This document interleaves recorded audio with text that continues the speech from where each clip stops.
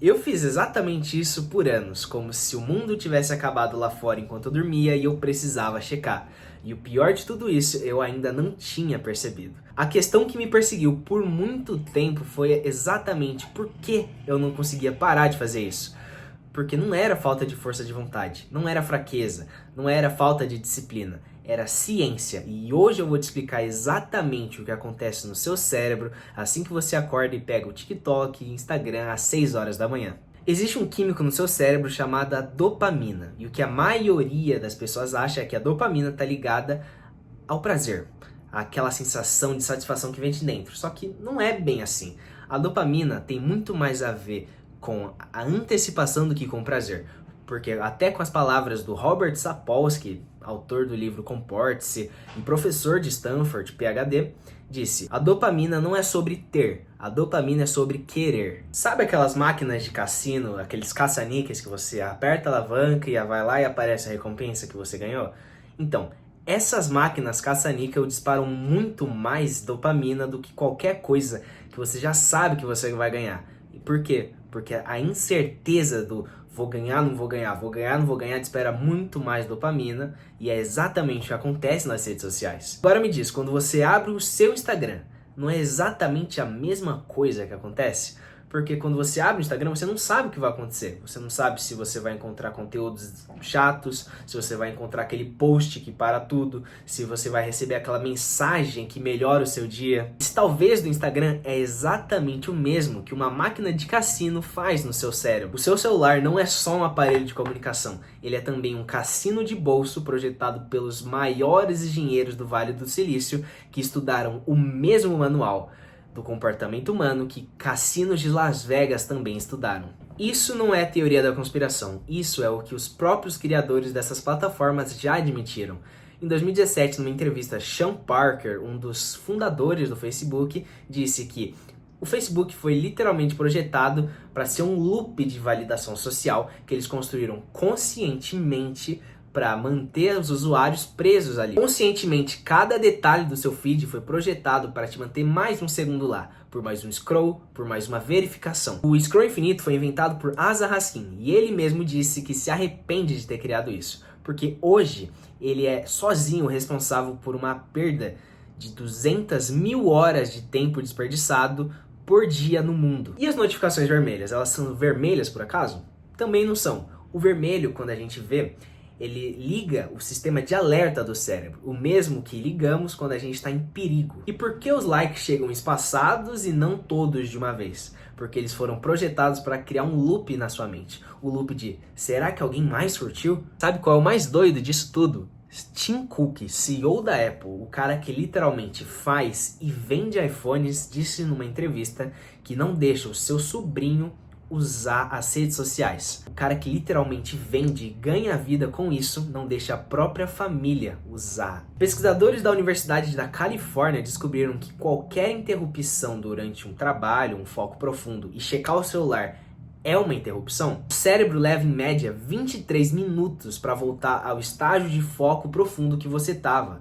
Sim, 23 minutos depois de uma interrupção. Se você checa o celular 20 vezes num dia de trabalho, matematicamente falando, você nunca voltou ao foco profundo em nenhum dia. Mas o dano vai muito além da produtividade, porque vários estudos já confirmam que o uso excessivo de redes sociais está diretamente ligada e relacionada com o aumento de casos de ansiedade, depressão, dificuldade em lidar com tédio, dificuldade em sentir prazer em coisas simples da vida, e isso os cientistas chamam hoje de anedonia. Porque o cérebro se acostuma tanto com estímulos tão intensos que o mundo real, com uma conversa, uma caminhada, um livro, começam a parecer chatos e lentos e demorados e monótonos. E eu percebi isso assistindo filmes, porque filmes são algo maior do que as redes sociais e mais lento, enquanto as redes sociais é algo muito acelerado e curto.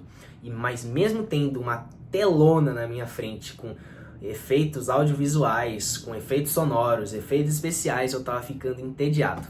E eu percebi que tinha algo muito errado aqui. Curioso é que não tem nada de novo nisso. A humanidade sempre soube de formas diferentes que a mente precisa de silêncio. Paulo na Bíblia disse há 2000 anos atrás, e hoje a neurociência confirma, que trazer a mente para o presente por meio da oração, por meio de meditação, por meio de respiração consciente, reduz a atividade da sua amígdala cerebral, que é a área do cérebro responsável e ligada ao medo e à ansiedade. Buda dizia que o sofrimento vem do apego. E o apego dos dias atuais é literalmente neuroquímico, porque a gente é apegado ao loop de dopamina, que a gente está sempre buscando o próximo estímulo. Os estoicos também praticavam há muito tempo uma prática que eles chamavam de atenção, que hoje não é muito diferente do que é o mindfulness. Gerações inteiras antes de nós já sabiam que uma mente distraída é uma mente sofrida.